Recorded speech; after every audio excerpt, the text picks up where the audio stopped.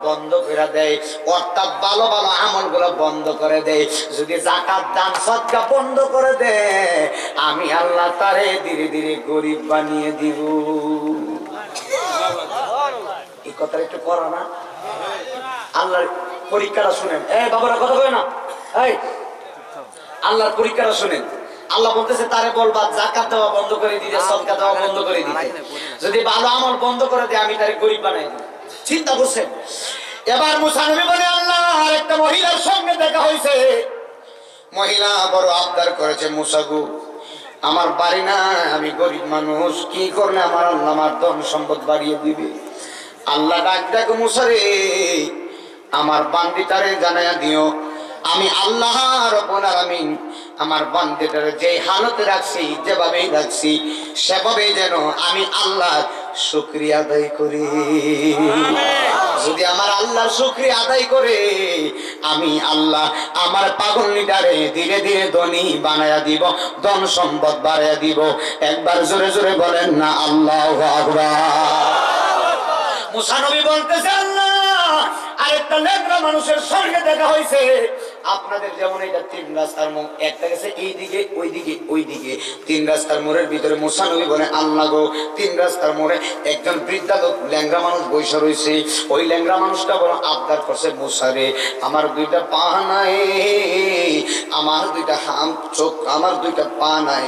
মুসা নবী তুমি আল্লাহরে জিগায়ো, কোন কারণে আমার আল্লাহ আমারে বানাইছে? আমি তো দুনিয়ার কোনো কাজে লাগি নাই, আমি দুনিয়ার কোনো কাজে লাগি নাই, আমার দুইটা পা নাই, দুইটা হাত নাই।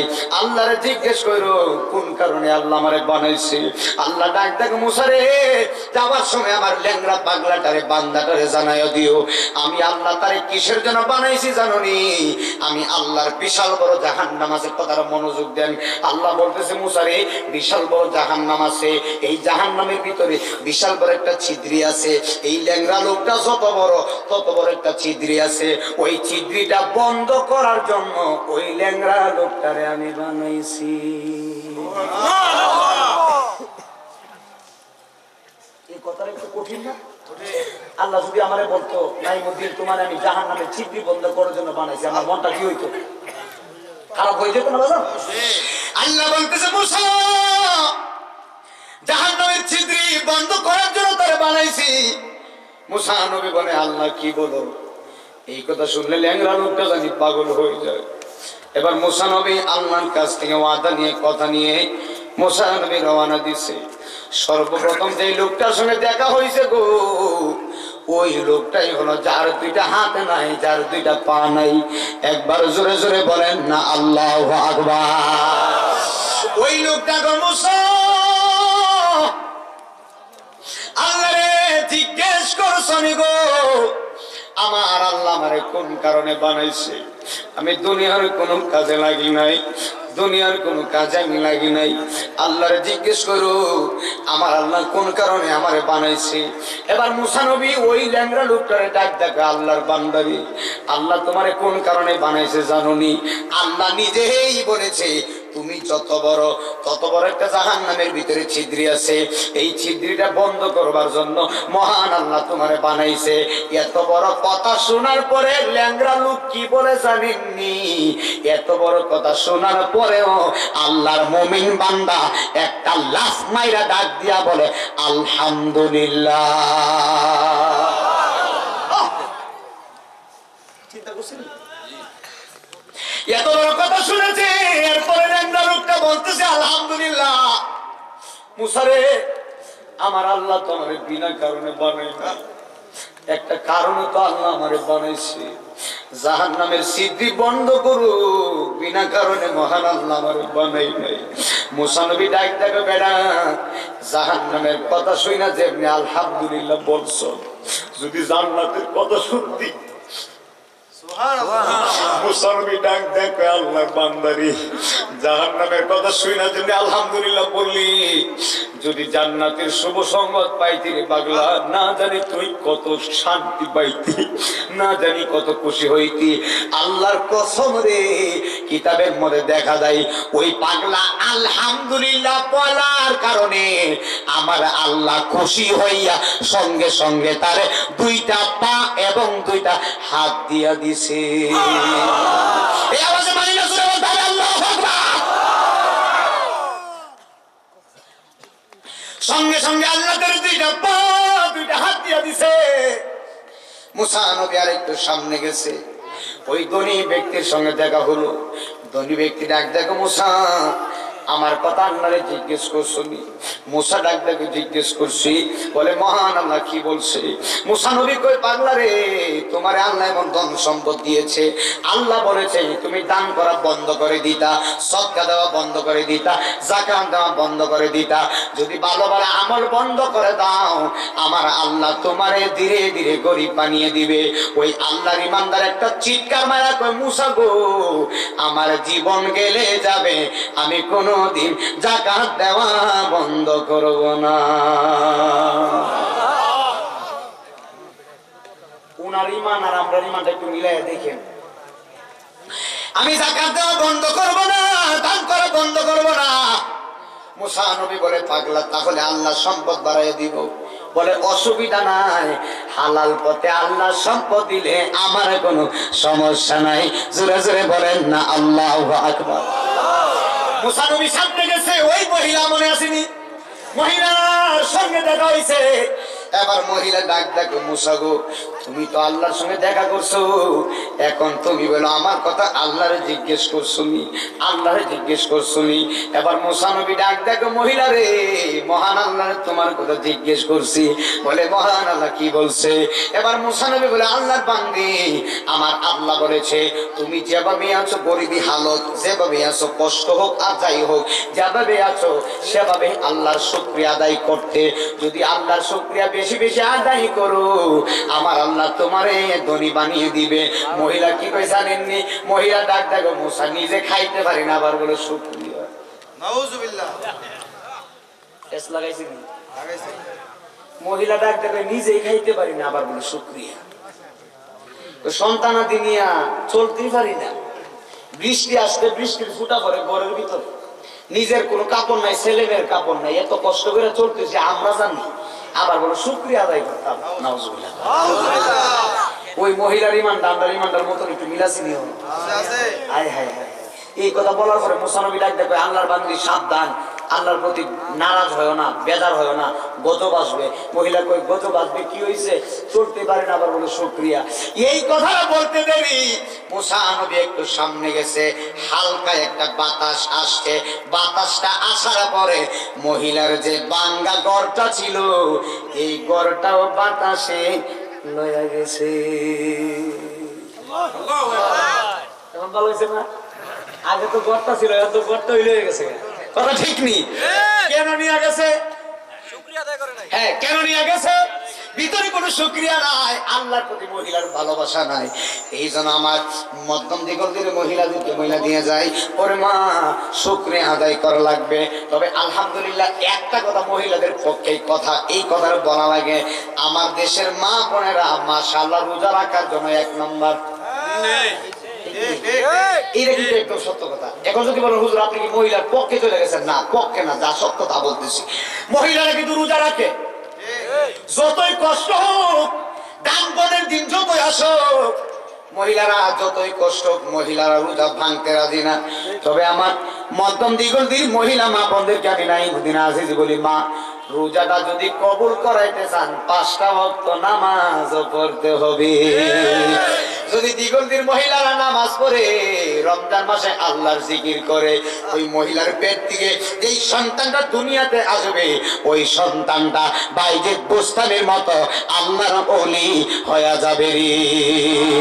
কামলেওয়ালা হাবিবুল্লাহ আমার জানের জান বলো না, কামলেওয়ালা আমার জানের জান বাবা, নবীর ভালোবাসা ঈমান, নবীর ভালোবাসা ঈমান বুখারী প্রমাণ আমার জানের জান বলো কামলেওয়ালা হাবিবুল্লাহ আমার জানের জান বলো না নবী ঈসা পয়গম্বর আল্লাহর কাছে কই আবদার হাই হাই নূর নবীজি উম্মত বানাও ও গো পরুয়ার বাবারে মোর নবীর সম্মানের মতো মোর নবীর সম্মানের মতো কারো নাই সম্মান আমার জানের জান বলো কামলেওয়ালা কথা বলে আমার জানের জান বলো না কামলেওয়ালা আমার জানের জান মুদের প্রথম বাবা মা দুইজন আদম হাওয়া মা ঠিক নি আমাদের মা বাবার নাম কি আদম আলাইহিস সালাম ঠিক না বেঠি মুদের প্রথম বাবা মা দুইজন আদম হাওয়া মা হাই হাই মোর নবীর উসিলাই তাদের হইল ক্ষমা বাবারে বিবাহের মহারানা দুরূদ জান্নাতের ভিতরে বাবা জান্নাতের মধ্যে আদম আলাইহিস সালামের সঙ্গিনী আমার আল্লাহ হাওয়ারে বানাইছে আমার আব্বা জান আমার আম্মার দিকে পাগল হয়ে গেছে হুজুর কথা ঠিক আছে না হুজুর কিন্তু ওয়াজটা বুঝছি আমার আব্বা আদম আলাইহিস সালাম আমার মায়ের দিকে পাগল হয়ে গেছে আমার আম্মা জানকে গেছে একটু ধরার জন্য আচ্ছা মা হাওয়া কি শুধু আমার মা নাকি আপনারও মা সবার মা না বাবা এখন আমার মা কি আমার বাবা গেছে ধরার জন্য ধরতে গেছে ছুটে গেছে আল্লাহ ডাকে আদম এখন ধরা যাবে না বিয়ে করো না আওয়াজটা আসতে দিতেছে আল্লাহ কি বলে বিয়ে করো তো আমার আব্বা জান আদম আলাইহিস সালাম বলে আল্লাহ বিয়ে আবার কি সুবহানাল্লাহ আল্লাহ ডাক দেখে আদম বিয়ে করো আল্লাহ ডাক দেখে আদম বিয়ে করতে হবে এরপরে ধরবা এরপরে জায়েজ হবে আদম আলাইহিস সালাম বলে আল্লাহ বিয়ে আবার কি আমার আব্বা বিয়ে ওই বুঝে না কথা ঠিক নেই আল্লাহ বলতেছে আদম তুমি হাওয়াকে বিয়ে করতে গেলে বিয়ের মোহরানা তো দেওয়া লাগবে আদায় করা লাগবে আদম আলাইহিস সালাম বলে আল্লাহ মোহরানা আবার কি আমার আব্বা তুমি প্রথম বিয়ে রস করতেছি আমার আব্বা আমার আম্মার বিয়ে করব বিয়ে বুঝে না মোহরানা বুঝে না আর আব্বার ছেলেরা হয় 7 বছর 8 বছরের ছেলে কয় আই লাভ ইউ এই তোমাকে হাত তুলে কথা বলে না মানে ঠিক না বলতে হবে সাইরা দি আমি সব দিকে আমি দৌড়ি সিফা দিয়া দৌড়ি আমি আব্বা জান্নাতের ভিতরে আম্মারে বিয়ে করব বিয়ে বুঝে না আব্বার ফুলাবান ফুরি বানে আব্বার ছেলে মেয়ে 7 বছরের I love you too I love you telephone হ্যাঁ টেলিফোন মোবাইলের ভিতরে টেলিফোন চলে কথা ঠিকই না আব্বা জানের ছেলে হইয়া টেলিফোন সরাসরি করে কাজ হইতো না বাবার মতো সম্মান ছেলে হতে হবে কথা বলেন না কেন ঠিক না বলেন না আজকে কি আজকে বেশি শরীরে লাগতেছে নাকি এই হারাম রিলেশনশিপ কি চলবে না বন্ধ হবে একেবারে বন্ধ নাকি কিছু আছে বন্ধ নি বড় বন্ধ আল্লাহ কবুল করুক রাস্তার ভিতরে সুন্দরী যুবতী মেয়ে দেখলে মনে করবেন আপন বোন কি বলতে হবে আমার আপন বউ কইস না আপন বউ কইস না বেটা আপন বোন কথা কয় না আমি কথা কই গেলি ঠিক নেই রাস্তার ভিতরে বেগানা যুবতী নারী আমার আপন বোন বলার পর যদি শয়তানের প্রোডাকশন দেয় শয়তানের ইনজেকশন দেয় শয়তানের বেজাল লাগায় এরপরে বোন বাদ দিয়া বলবা আমার মা এই কথায় কারা কারা একমত ডাইন হাত সুদা করে দেখাও নারায়ে তাকবীর নারায়ে রিসালাত আহলে সুন্নাত ওয়াল জামাত হযরত মাওলানা নাঈমুদ্দিন আজিজ আল কাদেরী সাহেব নারায়ে তাকবীর রাস্তার ভিতরে বেগানা যুবতী নারী আমার আপন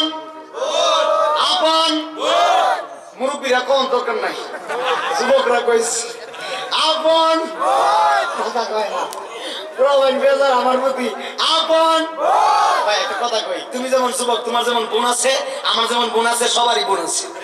রাস্তার মধ্যে একটা মেয়ে দেখে যদি তুমি খারাপ নজর দাও, মনে করবা তোমার বোনের প্রতি তুমি খারাপ নজর দিছো। তুমি এটা চিন্তা করতে হবে, সে যেমন আর একটা ভাইয়ের বোন, আমারও বোন আছে। আমি যদি একটা বোনকে সম্মান করি, অবশ্যই সেও আমার বোনকে সম্মান করবে। মেয়ে হলো মায়ের জাত, মায়ের মতো সম্মান করতে হবে। আর মায়াগুলারে কইয়া দিয়া যায়, তোমরাও ভালোভাবে শুনল, উল্টা পাল্টা কাপড় পইরো না। দিগুলদি বাজারে সোলাইর কলা নিয়ে গেলে মশা তো বসবেই, মাছি তো বসবেই। তুমি বোরকা পরলে কোনো ছেলে তোমারে ডিস্টার্ব করতে পারে। তুমি তিরিং বিরিং করে চললে ছেলেরা তো তাকাবেই। তোমারও দোষ কম না, তুমিও সুদা হয়েও। আজকাল ওয়াজটা ঠিক আছে নি? মহিলা যুবতী মেয়েদেরকে বইলা দেয়া যায়, আমি তোমার ভাই, আপন ভাই নাইমুদ্দিন আজিজ বইলা দেয়া যায়। রাস্তার ভিতরে তিরিং বিরিং করো না। তুমি মনে রাখবা, তোমার দাম, তোমার সম্মান বেশি। তুমি মায়ের জাত, তুমি ভালোভাবে চলবা। তুমি চাইবা তোমার দ্বারা আরেকটা ছেলে যেন খারাপ না হয়। তুমি যদি সঠিকভাবে চলো, ওই ছেলে খারাপ নজর তোমার দিকে দিতে পারবে না। কথা বলে না, ঠিক কিনা বলো?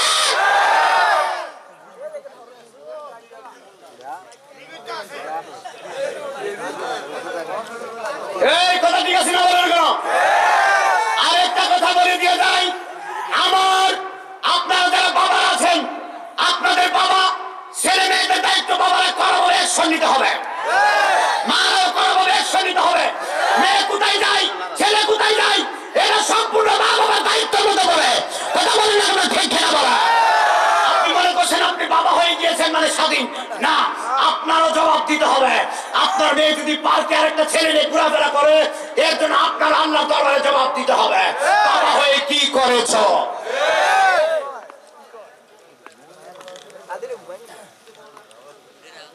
ঠিক কিনা? যুবতী মায়েরা সুদ হয়ে যাবে, গুলি করে কই যারা সেট করলাম, খারাপ জিনিসটা বাদ দিয়ে দিস। নাইমুদ্দিন আজিজি এটা কারো বই ভাইয়ের কথা কয় না। প্রত্যেকটা মায়েরা যারা পর্দার ভিতরে আসেনি, কথা কয় না, আসেনি, আমার দেখতেছি মহিলা মেয়েগুলার বইলা দেওয়া যায় যুবতী মেয়ে। আবার আরো কিছু বেজার লুকছে, বিয়ার হরেও কিছু নারী ফরকিয়ার মধ্যে আছে। জামাই তো আরেক বেটার সাথে কথা কয়, এগুলার সুতা দিয়ে বাইরে সুদা করার দরকার।